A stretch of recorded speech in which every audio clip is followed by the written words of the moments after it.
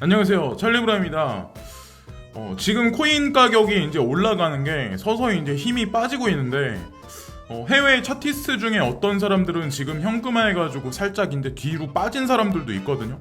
제가 이제 이런 말씀 드리는 거는 이득을 취하시더라도 갑자기 급격하게 상승했을 때는 분명히 이익분을 어느 정도 익절하시는 것도 분명히 필요하다고 생각을 하기 때문에 이제 말씀드리고, 가장 중요한 건 이제 비트코인과 알트코인의 방향성이 사실은 연관관계가 되게 깊은데, 자, 1,400달러 정도에 아마 지금 위치해가지고 옆으로 밀고 있을 거예요. 근데 보통 보면은 진짜 세력들이 만약에 알트코인 시장을 도미넌스를 좀 키워주고 올려주겠다고 만약에 그들이 그런 의지를 표명을 한다면 지금 이 상태로 1,400달러 노선을 아마 계속해서 아마 유지를 어느 일정 시점까지는 할 거예요. 근데 중요한 건 뭐냐면 이 다음 노선이 1,900달러거든요. 근데 1,400달러에서 1,900달러까지 급격하게 갑자기 만약에 올려버린다면 급작스럽게 알트코인이 급작스럽게 하락할 확률도 있다는 걸 여러분들이 아셔야 되고, 분명한 건 그 다음 노선이 11,500달러다. 근데 첫 번째 시나리오가 뭐냐면 비트코인의 급상승이 여기서 없다면 알트코인한테는 더할 수 없는 호재거리라는 거죠. 1,400달러 유지. 그리고 깨진다고 하더라도 1,200달러에서 1,400달러 등락의 폭을 반복을 한다면 나쁘지 않고, 두 번째 시나리오는 뭐냐면 깨졌다고 하더라도 9,750달러 이하 하락이면 전체 시장이 급락하기 때문에 반드시 전량 현금화 하실 필요도 분명히 있다고 저는 이제 생각을 하거든요. 왜냐면 만약에 급격하게 갑자기 빠지기 시작하면 9,750달러 노선까지 깨면 그때서부터는 8,200달러까지 열려 있거든요. 만약에 이렇게 된다면 이거는 뭐 알트코인이 해지가 된다 이렇게 얘기할 수도 없어요. 이렇게 되면 아마 전반적으로 아마 시총에서 많은 양이 빠질 수도 있으니까, 그러니까 향후 추세를 뭐 알트코인이 막 이렇게 전반적으로 막 상승세 있어서 도취되어 있는 것도 중요하긴 하지만 어쨌건 이런 거를 가만히 보시면서 이제 보셔야 되고, 이 차트를 그린 사람 얘기는 뭐냐면 4월달 초까지가 사실은 비트코인 같은 경우 11,500달러, 그러니까 한화로 따졌을 때 1,350만 원의 수렴부 구간이 가는 곳이 딱 거기거든요. 그래서 그 구간을 가만히 이제 기간을 보시면서 잘 운영을 하셔야 되고, 비트코인 도미넌스가 빠져도 이제 급격하게 경사 각도가 거의 90도 직각으로 거의 떨어질 정도로 이렇게 떨어지는데, 이렇게 떨어졌다는 얘기는 사실상 기술적으로도 반등이 분명히 있을 수 있다고 우리가 볼 수 있거든요. 그래서 그런 것도, 그런 부분도 여러분들이 이제 한편으로는 마음 한편으로 또 보셔야 되고, 암호자산 시장에 이제 투자를 하시면서 많은 어플들을 까시고 많은 뉴스들을 보시겠지만, 가장 기본적으로 이제 까셔야 되는 이 어플인데 아직까지 안 까신 분들이 아마 분명히 있을 거예요. 여기 보시면 왼쪽 위에 네모칸으로 빨간색이 있는데 블록폴리오라는 그런 어플이거든요. 근데 이 어플을 사용하시는데 뭐 여기다가 자기 개인 정보를 입력을 한다거나 그럴 필요도 없어요. 이게 뭐 그렇다고 스캠도 아니고, 그래서 분명히 활용도가 높고 사용 방법도 되게 쉽기 때문에 여러분들이 거래소를 뭐 되게 많이 여러 개 사용하신 분도 있겠지만 그 거래소를 다 들락날락 하실 필요 없어요. 내가 가진 비트코인 개수가 얼마가 늘었나, 달러 자산으로는 얼마가 늘었나, 원화로는 얼마가 늘었나를 그냥 이 어플 한 개가 다 계산을 해주거든요. 그래서 이것도 깔아보시라, 블록폴리오를 이제 추천드리고, 자, 그리고 1,400달러가 만약에 제가 이제 말씀드린 대로 1,400달러가 계속해서 유지가 된다면 네오코인 아시죠? 여러분들이 이제 중국의 대표적인 뭐 중국의 이더리움, 뭐 보통 사람들이 이제 그렇게 얘기를 하는데 저도 이제 소량은 갖고 있는데 예전부터 이제 사가지고 가지고 있긴 한데, 네오코인이 급격하게 올라갈 가능성도 있다라는 얘기 하는 사람들이 좀 생각보다 많거든요. 그래서 홀딩자 분들이 유심히 보시고 신규로 진입하시기보다는 홀딩자 분들 위주는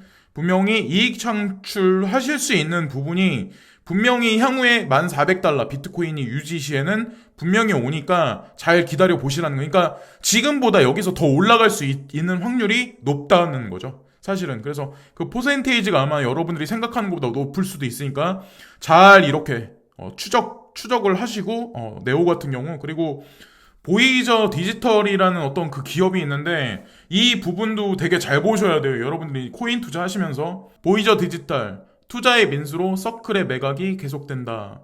서클사가 보이저 디지털한테 인수가 됐어요. 자, 여기 보시면은 그래서 본인들이 가지고 있는 고객들을 보이저 디지털한테 넘겨줬는데 아마 아시겠지만 서클사는 골드만삭스에서 만들어낸 암호 자산을 전문적으로 이제 취급하고 USDC를 찍어내는 그런 사단 법인 기관이거든요. 기관 투자자하고 소매 투자자 위주로 보이저 디지털은 이제 계속해서 이제 영역을 확장을 했었는데 캐나다 증권거래위원회한테 인증까지 받은 그런 거래소거든요.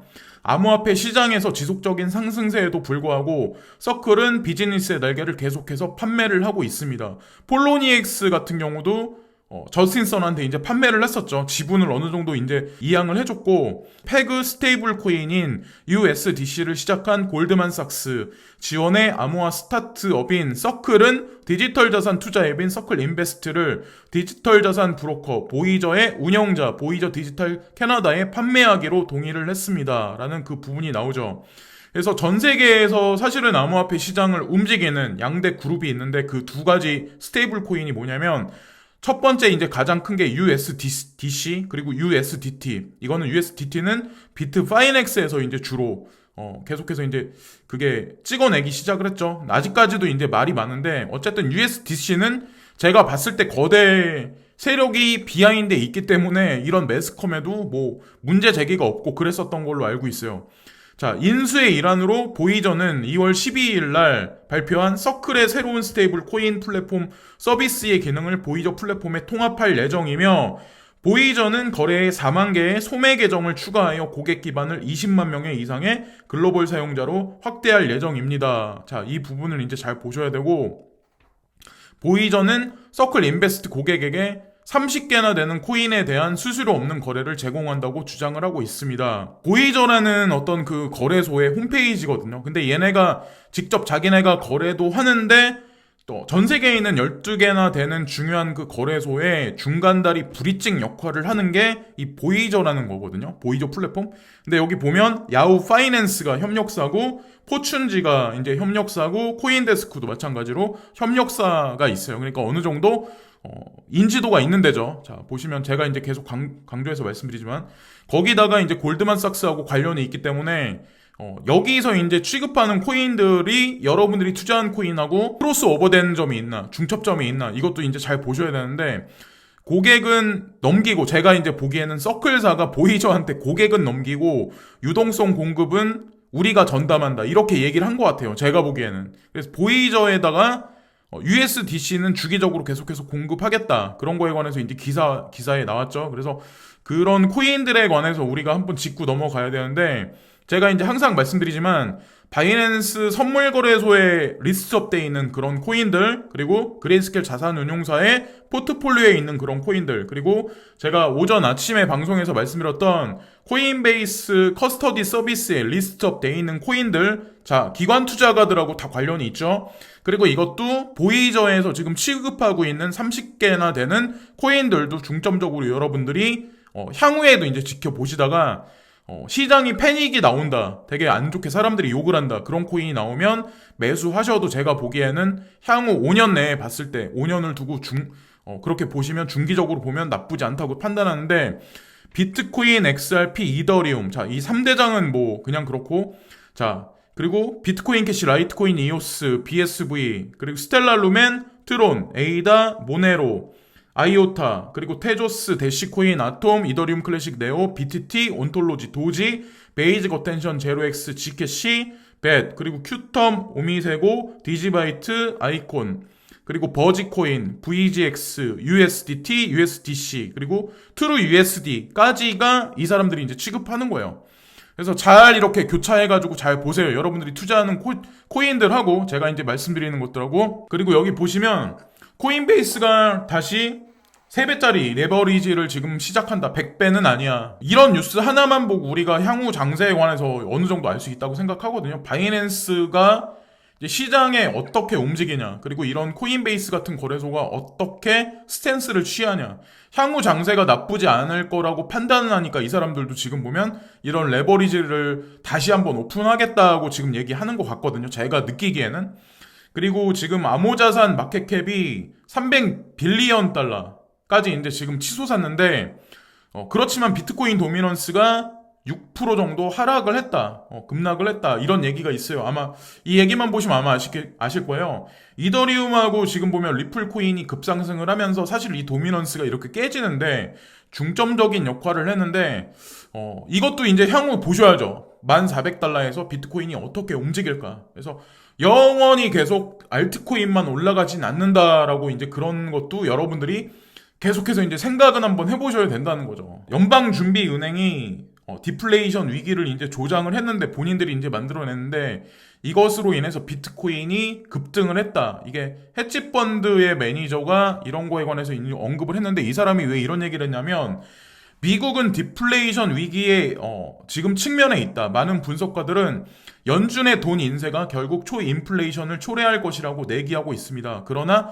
정반대의 상황이 발생할 수도 있습니다.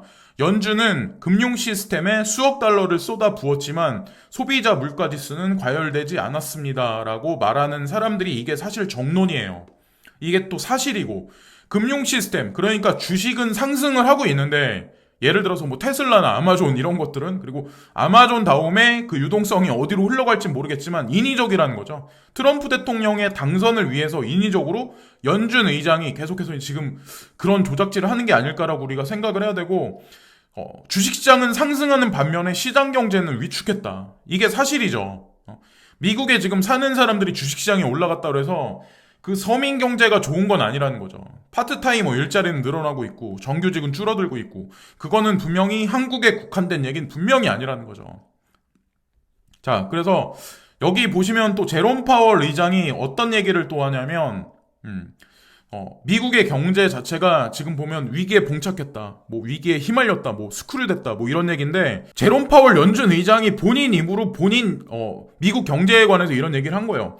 미국 경제는 초저금리가 실제일 때 슬픈 상태에 있습니다. 제롬 파월 연준 의장은 수요일 통화 정책이 결코 정상화될 수 없다는 점을 인정을 했습니다. 파월의 반은 맞았다. 미국은 재정적 파산의 위험이 정상적인 통화 정책에서 살아남을 수 없다. 제롬 파월은 의회에서 연방준비제도 이사회는 다음 침체가 닥쳤을 때 더 많은 돈을 인쇄할 수밖에 없다고 말을 했습니다. 더 이상의 방법은 없다는 거죠. 저금리가 더 이상 선택의 여지가 아니라 실제 사실이기 때문입니다. 저금리가 이미 미국 경제와 금융 시스템의 구조에 가까워졌기 때문에 연준은 결코 정상적인 정책 체제로 돌아갈 수가 없습니다. 라는 그런 얘기가 이제 나오는 거죠. 연준은 이제 마비 상태에 빠졌습니다. 금리가 낮게 유지되고 거품이 커지고 다음 경기 침체가 맞을 때 헬리콥터 돈이 늘어나면 미국 달러 패권은 이제 침식될 겁니다. 이런 얘기들이 이제 기자들이 이런 얘기를 쓰는 거죠. 이거는 분명 뭐 중국 기자가 쓴 건데 그런 내용은 아니에요. 이게 CCN이라는 거는 미국 매체예요. 미국 사람이 미국 경제를 바라보는 시각을 그대로 이제 나타내는 거예요.